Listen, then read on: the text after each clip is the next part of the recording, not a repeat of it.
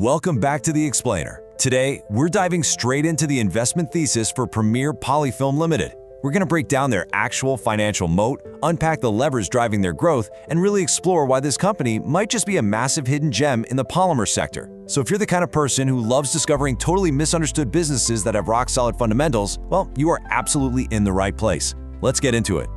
Quick thing before we jump in though, just a crucial reminder that this explainer is strictly for educational purposes, okay?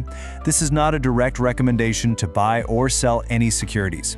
Always do your own due diligence and chat with a financial advisor because, investing always carries inherent risks. All right, here's our roadmap for today. First, we'll look at why they are a misunderstood polymer player, then their high barrier product moat. Third, we'll check out the financials and operating leverage, followed by catalysts for future growth. Then we'll navigate the potential risks, and finally, look at valuation and future scenarios. Okay, Section 1. The misunderstood polymer player. So we're kicking things off with a bit of a detective story. If you glance at a bunch of popular investment portals or retail tracking sheets out there, you're going to spot a really glaring error. A lot of these algorithms wrongly label Premier Polyfilm as a flexible packaging maker. They're essentially confusing them for a company that punches out grocery bags. They claim that over 75% of their revenue comes from BOPP films. And that's a low-margin, super competitive commodity business that's totally at the mercy of fast-moving consumer goods volume shifts. But actually look at the official disclosures and you'll see a totally different reality. Premier Polyfilm is 100% focused on specialized, high-margin technical PVC products.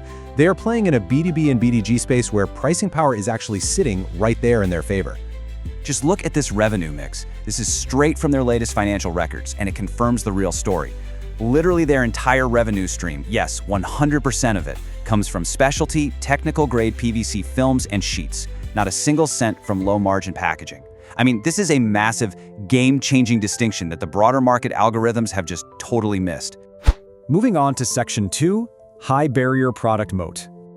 Okay, so now that we actually know what they make, let's look at how these core product categories basically build a fortress around the business. They operate across 4 main technical segments. We're talking heavy-duty industrial and safety vinyl flooring, soft-touch cushion artificial leather, the kind you'd find in automotive seating and transport cabins, plus they produce technical PVC sheetings for medical and industrial applications, and these super-thick, waterproofing geomembranes used in big civil infrastructure projects and commercial pools. So yeah, these aren't your everyday, cheap plastics. These are highly engineered, technical materials. And here is the absolutely crucial part. You can't just slap together a factory and start selling this stuff to massive institutions. No way. You need strict, mandatory regulatory approvals. Things like RDSO for Indian Railways, BIS for industrial safety, and European norm standards if you want to export. Think of these certifications as giant walls of red tape, keeping new competitors out. It's a huge barrier to entry. And once a company like Premier Polyfilm gets locked in as an approved vendor, well, that gives them incredibly stable pricing power and really solid margin protection. All right, Section 3, Financials and Operating Leverage. So let's see how this protective moat actually shows up on the bottom line. To really get their financials, you've got to understand their degree of operating leverage. Right now, it's sitting at a super impressive 12.21. What does that actually mean? Well, in plain English, it means their fixed manufacturing costs are pretty much already covered. So every time they expand their production volumes, that new revenue essentially drops straight to the bottom line. It's a brilliant financial mechanism, and it completely explains how, over a 5-year stretch, a fairly modest 12% annual growth in revenue magically turned into a massive 33% annual growth in net profit.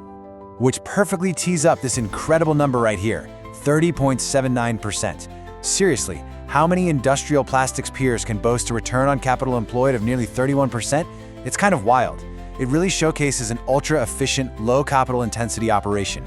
They're just generating insanely impressive returns on every single rupee invested in the business.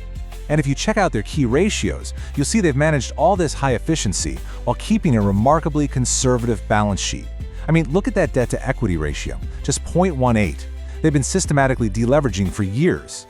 It proves they have a really robust financial foundation, and for sure, significantly lowers the risk profile for anyone investing. Bringing us right up to speed, look at the latest standalone quarterly results from Q1 of fiscal year 2027. This was a huge milestone. Revenues officially crossed the 100 crore mark for a single quarter. That is a 34% year-over-year growth. It completely validates that their whole trajectory of volume absorption and margin expansion is still going incredibly strong. That brings us to Section 4, catalysts for future growth. Now, with those rock-solid fundamentals in place, what's actually going to drive this thing higher? Well, their growth story is mapped out perfectly right here. This started way back in 1992 with their original Unit I plant up in Uttar Pradesh. Then, early 2020s, they scaled up with a second specialized unit focusing on value-added artificial leather. But the true game changer, that's what's coming next. They are launching a massive greenfield expansion on an 18-acre plot down at the Subcot Industrial Park in Tamil Nadu. And this is completely strategic. It's aimed directly at locking in Tier 1 supplier status with all those big Southern India automotive OEMs, and, maybe even more importantly, using those southern ports to really scale up their export volumes. But hey, behind the scenes, the internal data tells a story that's maybe even stronger: active insider buying. The promoter group has just been steadily gobbling up shares through open market purchases. They've pushed their holding up to over 71% by June 2026. Look, it's a simple rule of thumb. When the people actually running the company are aggressively buying their own stock, that is a massive signal of internal confidence in whatever expansion plans they've got cooking. And when we anchor all that fundamental data to the technical setup, man, it is a really compelling picture.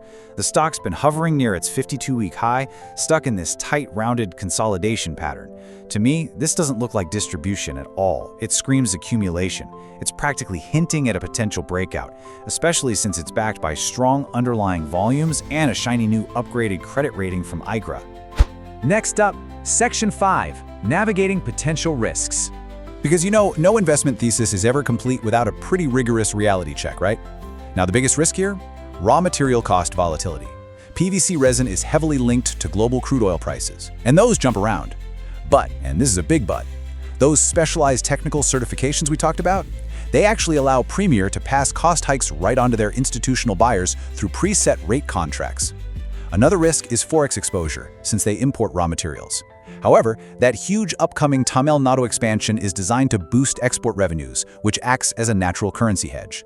Finally, scaling up takes cash, so their working capital needs are rising. But they are highly liquid. They've got substantial cash balances and plenty of unutilized credit limits to easily absorb those growing pains. And finally, Section 6, Valuation and Future Scenarios. So let's piece the whole puzzle together and map out where the market might actually value Premier Polyfilm over the next few years. We've modeled out 3 distinct scenarios for you. In our base case, which just assumes steady, standard execution and stable margins, we're looking at a target of 130 rupees by 2030. Now, in a bull case, let's say that southern plant fires up faster than expected and all that operating leverage pushes their margins up to 17%. Well, we could easily see a PE re-rating pushing the valuation up to 165 rupees.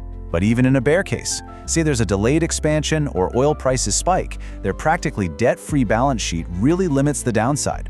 It leaves us with a highly favorable risk-reward matrix for anyone paying close attention. So there you have it.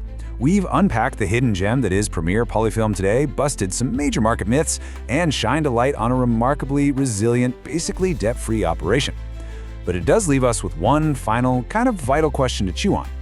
How much longer are these automated market algorithms going to keep mispricing this high-margin technical powerhouse as some simple packaging company before the broader market finally wakes up to reality?